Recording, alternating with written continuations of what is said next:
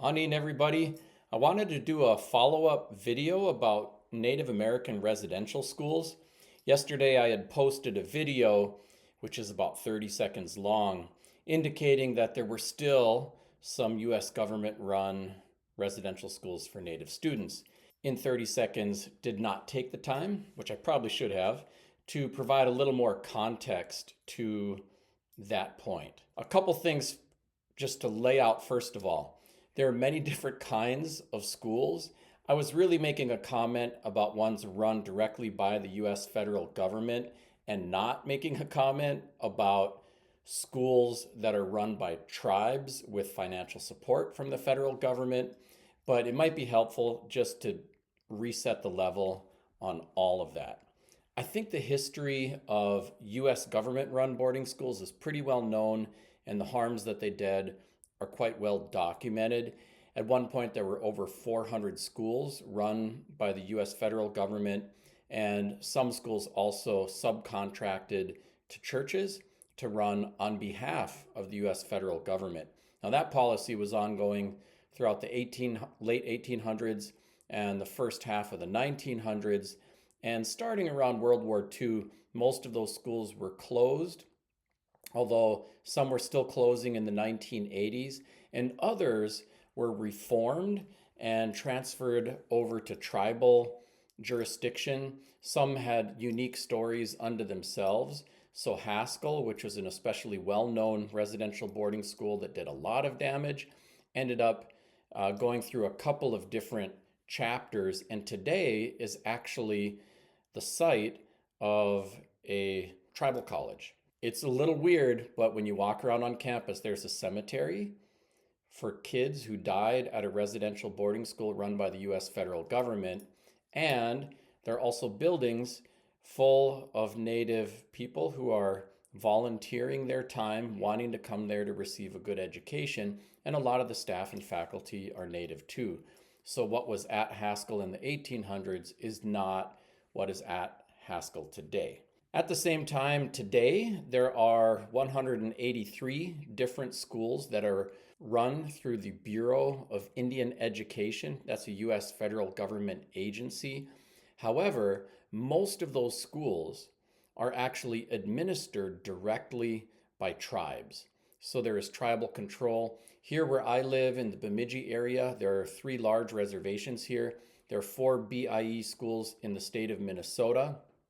None of those are residential, but they are run directly by tribes. So that's the case with the Leech Lake Buganagijic School, White Earth Circle of Life, at Fond du Lac, at Neoshing and Mille Lacs. So those schools are controlled by tribes, and that is the case with the overwhelming majority of those types of schools. Now, of the 183 Bureau of Indian Education schools, 25 of those are either residential or have residential components. And I think most of the folks who were responding to yesterday's video were folks who had familiarity with or had been a student at one of those schools and seemed to be having the reaction like, hey, don't throw us under the bus. We have some Native staff there. It was a good thing. I just want to be clear, I was not attacking those schools in any regard. Those schools have, some of them do have direct links or are evolutions of what the US government used to run. Others have their own histories to how they started. And most of those schools do have Native staff, are not suppressing Indigenous languages and cultures. Many actually have pretty decent culture and even language programs. Some are doing better than others. Sometimes the question comes up like, why would any Native person in their right mind want to pick a residential school? And the reasons are kind of complex. In many areas, for example, Navajo Nation, Alaska, and other places where Native kids, if they want to go to a public school, are, for starters, looking at a 1-hour bus ride each way. So for little kids, 2 hours on a bus is really a big price to pay. And those are often some of the only options available. And especially for some of the really remote areas, it's even more arduous than that. So some people have embraced residential schools, or sometimes, residential during the weekdays and home on the weekends arrangements, just out of practicality so that kids can get an education. And depending on where you live, what's going on, and what the home story is and the community story is, sometimes people want to find a way to get their kid out of a particular environment and somewhere else. One of my kids ended up going to a residential school. It was actually an art school rather than a Bureau of Indian Education school for 2 years. And it was because he wanted a specialized program and was having an unpleasant peer experience. It actually provided a decent opportunity. There were some trade-offs. When we look at the whole landscape out there, while the US government did tremendous damage through residential boarding schools, and the US government has still kind of held on to some of these vestigial remnants of those old schools, none of them are beating people up for the speaking of a tribal language. That does not mean, however, that none of them, are beyond reproach. In fact, in my view, every school in the whole country should be reevaluated for the ways in which we expect Indigenous learners and other minoritized populations to learn so much about the rest of the world, and sometimes so little about themselves, their own language and culture. So creating affinity space, building up those parts of a curriculum, those things are underway in a variety of educational spaces. Some places are doing it better than others. I am not saying that residential schools are the answer, and I'm not saying that they are not the answer. I think you got to evaluate each one on its own. There are also a few residential schools specifically for Native kids that are run by churches that are still in operation today. Those are personal choices for families and communities, and there are lots of complicating factors behind the decisions about where a kid's going to go to school.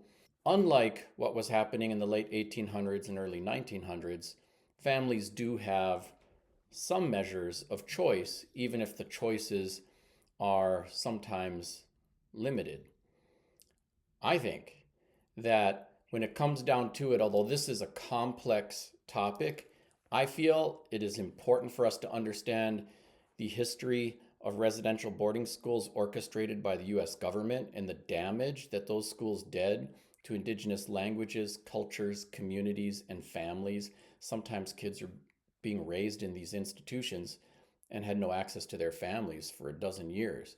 Now, that is over, but at the same time, there is room to grow and evolve those systems to make sure that they are genuinely nurturing and genuinely supportive of Indigenous languages and cultures. So kudos to those who've been working hard and building those things up, and a challenge for all of us that are working in education to do even more and even better.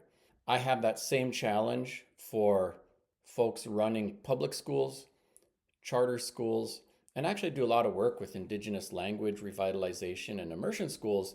And there too, we have great challenges, not just for how to immerse kids in a tribal language, but how even a tribal language immersive environment still has us trying to answer educational standards from a state government that were designed by non-Indigenous people with no thought to Indigenous learners.